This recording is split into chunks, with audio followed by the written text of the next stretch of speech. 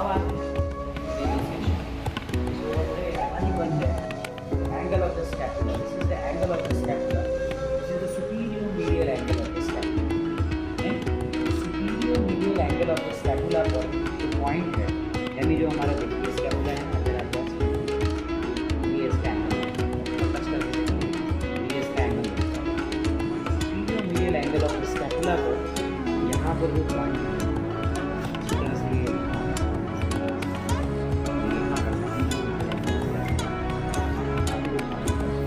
is known as the अंश फलक. This point is known as अंश फलक. या डिस्टेंस देखेंगे तो स्पाइनल कॉर्ड से 4 अंगुली तक 4 अंगुली देखेंगे आप तो अंश फलक. जो हम लोग गोमुखासन करते हैं शायद इस बार पाएंगे आप जो ऐसे करते हैं तो पीछे लॉक देखिए आप कहाँ जा रहा है अंश फलक नहीं आ रहा है. फ्लेक्सिबिलिटी अच्छी है, फ्लेक्सिबिलिटी गुड, हम नहीं कर पाते हैं ऐसे.